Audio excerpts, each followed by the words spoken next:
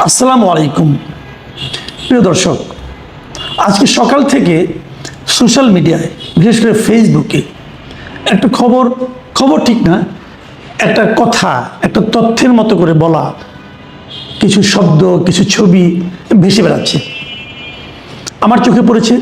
এবং ইন্টারেস্টিংলি আমাকে অনেকে আমার হোয়াটসঅ্যাপ নাম্বারে, আমার ফেসবুক পেজে, ফেসবুক আমার মেসেঞ্জারে আমাকে অনেকে এটা মেসেজটা পাঠিয়েছে যে এটা নিয়ে আমি কেন এখনও কথা বলছি না। এবং কথাটা কি, যেমন আমি একটা বলি, ফেসবুকে যে একটা কার্ডের মতো ঘুরে বেড়াচ্ছে সেটা হলো রক্তাক্ত তুরাগ। আপনারা দেখুন ছবিটা, মানে পুরা তুরাগের পানি লাল হয়ে গেছে, তুরাগ নদীর পানি, দুপারে অনেক বহুতল ভবন, সেগুলোকে একটু ঘোলাটে করে দেওয়া হয়েছে, কালো কালো করে দেওয়া হয়েছে, মানে তুরাগের পানি লাল হয়ে গেছে। এরকম অনেকগুলো আমি দেখেছি, আমার কাছে ছবি এসেছে, ফটো কার্ড এসেছে, এবং সোশ্যাল মিডিয়ায় আমার ধারণা সকাল থেকে আপনারাও দেখছেন।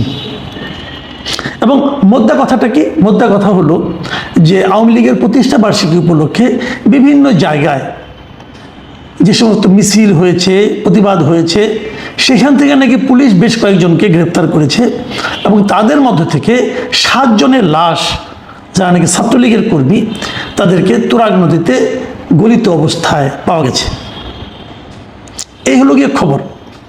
এখন এই খবরটা কতটুকু বিশ্বাসযোগ্য, আমি এটা নিয়ে তাৎক্ষণিকভাবে আমার মাথা যেটা খেলেছে যে যদি তাদেরকে হত্যা করা হয়, কে হত্যা করেছে?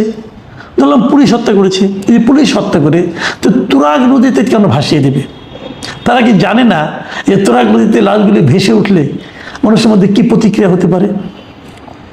এবং লাশগুলি কি একই জায়গায় থাকবে? লাশগুলিকে একসঙ্গে দড়িতে বেঁধে সবগুলিকে একই সঙ্গে ফেলা হয়েছে। যদি কেউ লুকাতে চায়, কেউ কি এই কাজটা করবে?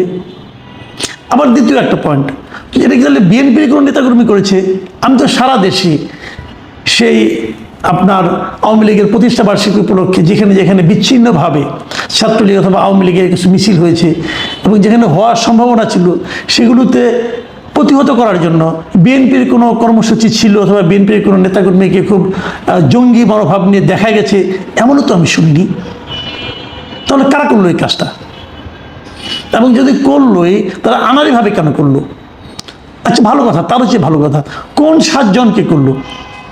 সেই 7 জনের ফ্যামিলিকে কোনো প্রতিবাদ করেছে, কোনো মামলা হয়েছে, অথবা তারা কি প্রেস রিলিজ পাঠিয়েছে, অথবা তারা কি কোনো রকম মানববন্ধন করেছে? না, বুঝলাম করা যায় না, ঠিক আছে। তাহলে আমাদের কাছে তো কারো কোনো খবর আসেনি, সোশ্যাল মিডিয়াতেও তো দেখিনি যে কোন 7 জনকে পাওয়া যাচ্ছে না। তারা মানে তারা হারিয়ে গেছে, কিন্তু পুলিশ স্বীকার করছে না, এমনই তো হবে। তো তারা কারা? যাদেরকে পুলিশ ধরেছে তাদের সবাইকেই মূলত আমরা দেখেছি যে কম বেশি জেলখানায় পাঠিয়ে দেওয়া হয়েছে আদালতের মাধ্যমে।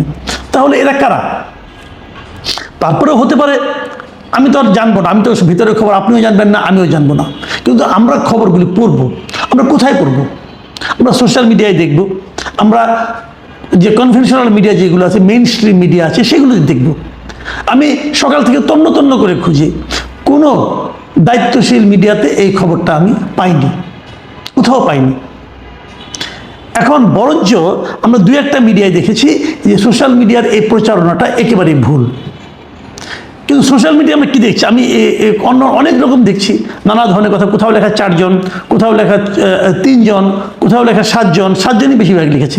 আবার কেউ কেউ কারাই হত্যা করেছে তাদেরকে তালিকা দিয়ে দিয়েছে, পুলিশ কর্মকর্তাদের ছবি দিয়েছে যে এরা হত্যা করেছে, কয়েকজন পুলিশ কর্মকর্তার নাম দিয়েছে, কয়েকজন বিএনপি নেতার নামও সেখানে দেওয়া হয়েছে। তো এরা নাকি হত্যা করেছে। তো কাদেরকে হত্যা করেছে, তাদের ঠিকানাটা কি, তারা কোন এলাকার, এগুলো ডিটেল আমরা কোথাও পেলাম না। এর মধ্যে একজন মোটামুটি গুরুত্বপূর্ণ ব্যক্তি, আমি বলবো গুরুত্বপূর্ণ কেন, যে উনি আওয়ামী লীগ আমলে মানবাধিকার কমিশন যেটা আছে তার মেম্বার ছিলেন, মাসুদা ভাট্টি। উনি একসময় সাংবাদিকও ছিলেন। ওনার একটা পোস্ট আমি দেখলাম, এবং সেই পোস্টের মধ্যে লেখা আছে যে 21শে আগস্টের গ্রেনেড হামলা আর তুরাগ হত্যাকাণ্ড, বিএনপি ও তার নেতা কিছুই বদলায়নি। ভিডিও কমেন্ট, উনি একটা ভিডিও করেছেন, সেই ভিডিওটা কমেন্টটা আছে। আমার এটার দেখার ইচ্ছা হয়নি, কারণ আমি আসলে অতটা সময় দিতে পারবো না। কারণ দিতে পারবো না এই কারণে, এই লেখার মধ্যে উনি যেটা বলেছেন যে 21শে আগস্টের গ্রেনেড হামলা এবং তুরাগ হত্যাকাণ্ড, এই দুটোর মধ্যে উনি মিল পেয়েছেন। আমি মিল পাইনি ভাই, আমি মিল পাইনি। 21শে আগস্ট গ্রেনেড হামলা নিয়ে প্রশ্ন উঠতে পারে, আমারও আছে প্রশ্ন, এবং সেই হত্যাকাণ্ডের বিচার ঠিকঠাক মতো বিএনপি সরকার করেনি, এটা আমি বহুবার বলেছি। আমার কাছে মনে হয়েছে বিএনপি এই সরকার ওই হত্যাকাণ্ডের বিচারটা ঠিকঠাক মতো করেনি, বরং তারা এটাকে নাটক সাজানোর চেষ্টা করেছিল। এই জন্য আমি বিএনপির সমালোচনা করেছি। কিন্তু তার সঙ্গে আপনি তুরাগ হত্যাকাণ্ডের মিল খুঁজে পাচ্ছেন। যেহেতু বিএনপির নেতাও বদলায়নি, অতএব তাই চিন্তাও বদলায়নি, এই ধরনের একটা সমীকরণে পৌঁছাতে চাচ্ছেন। মাসুদ ভাট্টি, আপনি তো একজন গুরুত্বপূর্ণ ব্যক্তি ছিলেন আগের সরকারের, তো আগের সরকারকে আপনার মতো করে চিন্তা করতো? এই জিনিসটা আমার কাছে একেবারেই গ্রহণযোগ্য মনে হয়নি। উনি তুরাগ হত্যাকাণ্ড যে ঘটেছে তার কি প্রমাণ ওনার কাছে আছে? কি প্রমাণ দিতে পেরেছেন? গালাগালি কিন্তু চলেছে। আমি আরেকজনের কথা বলি, একেও আমি চিনি না, এস এস সাব্বির নামে এক ভদ্রলোক, তিনি যমুনা টিভির মিথ্যাচার নিয়ে লিখেছেন। দেখুন, আমি ওনার থেকে কিছু অংশ পড়ে শোনাই, কিছু অংশ বললাম এই কারণে, পুরোটা পড়া সম্ভব না। উনি শেষ দিকে এসে কিছু অশ্লীল কথাবার্তা বলেছেন। উনি লিখেছেন, যমুনা টিভির মিথ্যাচার, গণমাধ্যম কতটা পক্ষপাতিত্ব করে যাচ্ছে সেটা বাক স্বাধীনতা বলে চেঁচানো বাঙালি জাতি কি দেখছে না? গণমাধ্যমের ধোঁকাবাজিতে বাঙালি জাতি বারবার প্রতারিত হচ্ছে।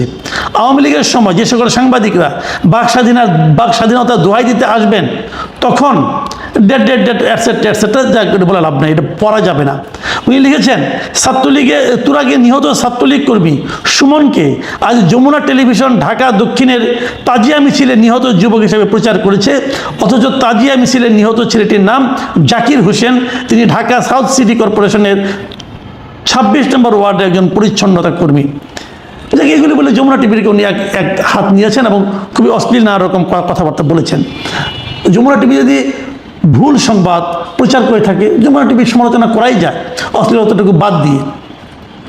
কিন্তু আমার কথা হলো যে তুরাগে 7 জন মারা গেছে ছাত্রলীগ কর্মী এবং তাদেরকে মেরে ভাসিয়ে দেওয়া হয়েছে, এই তথ্যের সত্যতা কোথায়?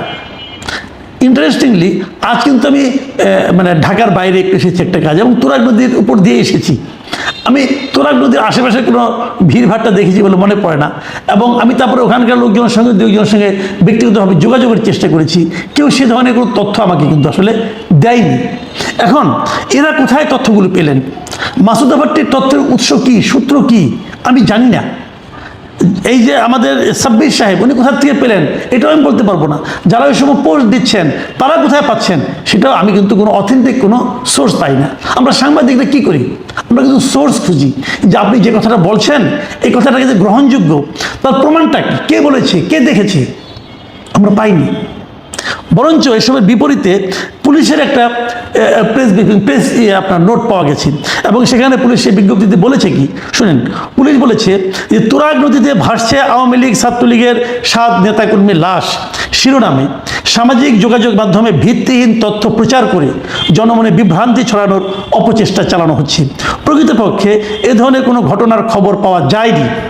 এ ধরনের মিথ্যা অপপ্রচারে বিভ্রান্ত না হওয়ার জন্য সবার প্রতি বাংলাদেশ পুলিশ অনুরোধ জানাচ্ছে। এবং তারপর ওনারা বলেছেন যে একটা মহল উদ্দেশ্য প্রণোদিতভাবে এই ধরনের গুজব ছড়াচ্ছে, এবং এই ছড়ানোর মাধ্যমে মানুষের মধ্যে বিভ্রান্তি ছড়াচ্ছে, পুলিশের মনোবল নষ্ট করে দিচ্ছে। এবং পুলিশ এটাও বলেছে যারা এসব গুজব ছড়িয়েছে তাদের বিরুদ্ধে আইনি ব্যবস্থা নেওয়ার জন্য পুলিশ তৎপর আছে।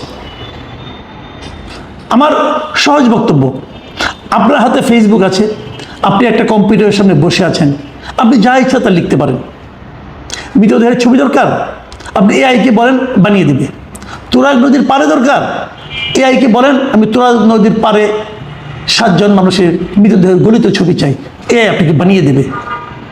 এটা করে আপনি কিছু লোককে বিভ্রান্ত করতে পারেন, কিছু লোককে উত্তেজিত করতে পারেন, কিন্তু আলটিমেটলি এর এন্ড রেজাল্টটা কি?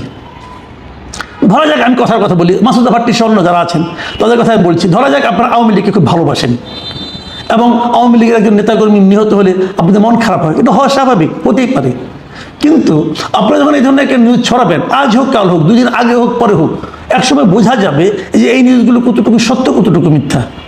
যদি মিথ্যা হয়, যদি ভিত্তিহীন হয়, তাহলে আপনারা কি প্রকারান্তরে আওয়ামী লীগের ক্ষতি করলেন না? আপনি আওয়ামী লীগকে ভালোবাসেন বলে দাবি করলেন, কিন্তু এতে কি আওয়ামী লীগের কোনো লাভ হলো? এই ধরনের প্রচারণার মাধ্যমে আওয়ামী লীগের জনপ্রিয়তা বাড়বে? আমি জানি না, আমার মনে হয় না তা। আপনারা বিদেশে বসে আছেন, অনেকে বিদেশে বসে আপনারা যেটা করছেন, আমার যেটা ধারণা, আপনারা আসলে আওয়ামী লীগের ক্ষতি করছেন। আপনারা আওয়ামী লীগকে মানুষের কাছে আওয়ামী লীগ নিপীড়িত নির্যাতিত বলতে, যে যারা আওয়ামী লীগের দেশে এখনো আছেন এবং তাদের সংখ্যা বেশি, যারা বিদেশে আছেন আমার বিবেচনায় তারা আওয়ামী লীগের 1%ও না।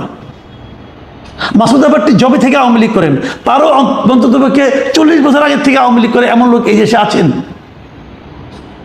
এই সমস্ত দুধের মাছি যারা, তাদের কর্মকাণ্ড দ্বারা যারা এই দেশে অবস্থান করছেন আওয়ামী লীগের প্রকৃত নিবেদিত প্রাণকর্মী, আপনারা তাদের জীবনকে কষ্টকর করে তুলছেন, তাদের জীবনকে মানুষের কাছে দুর্বিষহ, মানুষের সন্দেহের মধ্যে ঢুকিয়ে দিচ্ছেন। কেন করছেন এটা? আপনারা যে চান দেশে আসেন, এসে আন্দোলন করেন, জেলে যান, আপনার মুক্তির জন্য অনেকে আন্দোলন করবে, আমরাও করব, কারণ আমরা তো মত প্রকাশের স্বাধীনতা বিশ্বাস করি। আর মত প্রকাশের স্বাধীনতা মানে এটা যে আপনি যা ঘটেনি তেমন প্রচারণা চালাবেন। আর যদি ঘটে থাকে তথ্য প্রমাণ সহ দিন। আপনারা যারা দেখছেন, আপনারা যারা সোশ্যাল মিডিয়া দেখছেন, আপনারা কেউ কি পেয়েছেন যে কোথায় কোন লোকটা মারা গেছে, কার লাশ পাওয়া গেছে, কোথায় পাওয়া গেছে? একটা ফটোগ্রাফ দেখান, এআই দিয়ে দেখাবেন না, এআই আমরা বুঝি ভাই। একটা ফটোগ্রাফ দেখান, কেউ তুলেছে এটা বলেন, একটা ভিডিও দেখান, অথবা যারা মারা গেছে তাদের নাম ঠিকানা ঠিকুজি দিন আমাদের কাছে, আমরা কথা বলবো। যদি সেরকম দিতে পারেন আমি ক্ষমা চাবো যে আমি ভুল বলেছি, আপনাদেরটা ঠিক, পুলিশ বেঠিক বলেছে, আমরা ফাইট করব, কিন্তু বিভ্রান্ত করবে না মানুষকে। প্রিয় দর্শক, আমি স্বীকার করি এবং আমি আপনাদেরকে এটাও বলি যে এই আওয়ামী লীগের প্রতিষ্ঠাবার্ষিকী কেন্দ্র করে সারা দেশে আওয়ামী লীগের নেতাকর্মীদের উপর নানা ধরনের টর্চার হয়েছে, তাদেরকে দুর্ভোগের শিকার হতে হয়েছে।